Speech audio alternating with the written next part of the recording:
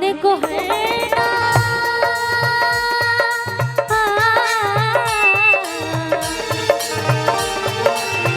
बिघने को हरना मंगल करना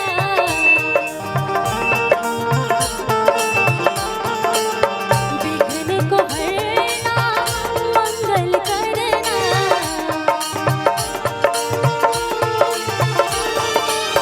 कारज शुभ कर जाना मेरे घर में पधारो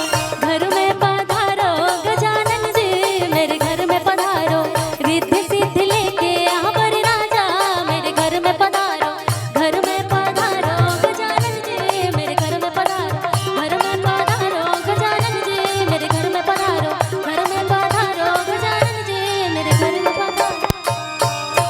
बोलिए गणपति महाराज की। क्या बात है। और अभी तिलक चढ़ी है तो एक गाना दूल्हे राजा के लिए भी।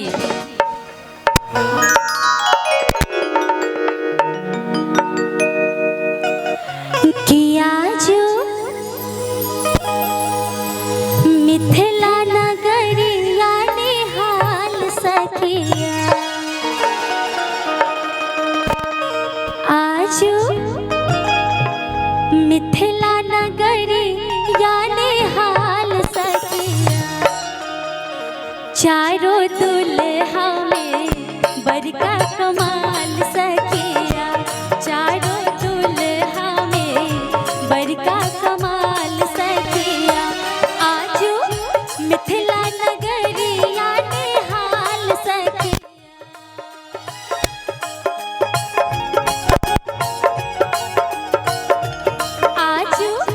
मिथिला नगरी यानी हाल सखिया चारों दुल्हा में बड़का कमाल सखिया चारों दुल्हा में बड़का कमाल सखिया।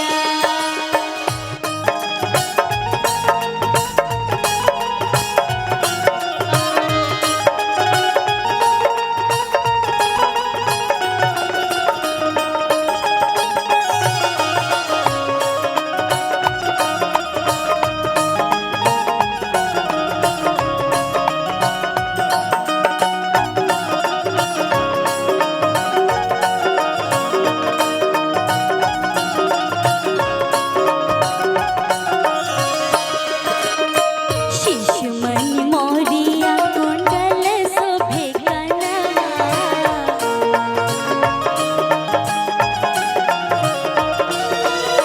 शिशुमणि मोरिया कुंडल शोभे कनवा काली कारी कहजरा रे जुलमी नयनवा लाल चंदन सोहे उनके भाल सखिया लाल चंदन सोहे उनके भाल सखिया चारों दुल्हा में बड़का कमाल सखिया चारों दुल्हा में बड़का कमाल सखिया।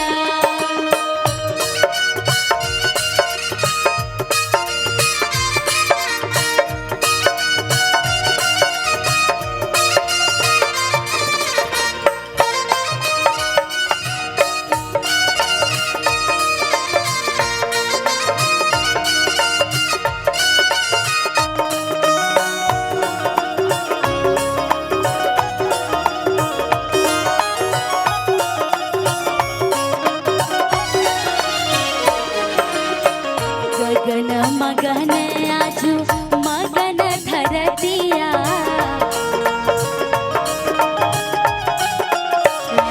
हाँ गगन मगन आजू मगन धरतिया देख देख दुल्हा जी के सावर सूरतिया बाल वृद्ध नर नारी सब बेहाल सखिया बाल वृद्ध नर नारी सब बेहाल सखिया चारों दुल्हा में बड़का कमाल सखिया चारों दुल्हा में बड़का कमाल सखिया।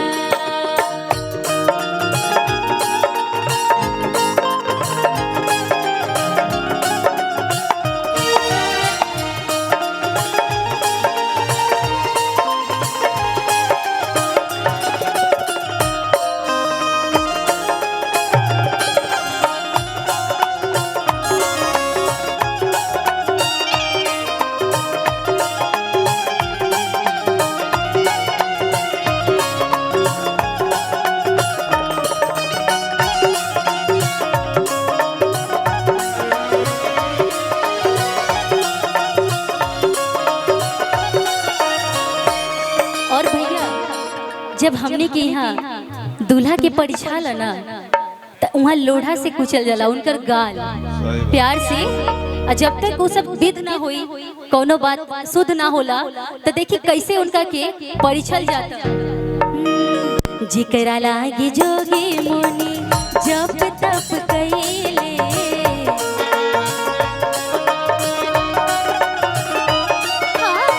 जिकरा लागे जोगी मुनि जब तप कइले से मोरा मिथिला में पाहुन बन के आइले।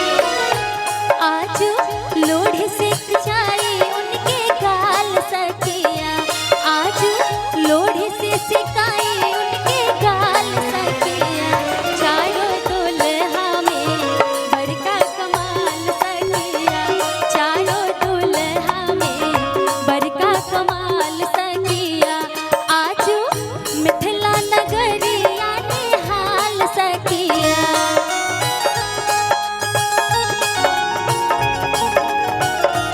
आज मिथिला नगरिया निहाल सखिया चारों दुल्हा में बड़का कमाल सखिया चारों दुल्हा में बड़का कमाल सखिया चारों दुल्हा में बड़का कमाल सखिया चारों दुल्हा में बड़का कमाल सखिया चारों दुल्हा में बड़का कमाल सखिया। अगर रउआ सभी के अच्छा लगत हो तो एगो आशीर्वाद के रूप में ताली तो बजाइए सकत तनी लोग।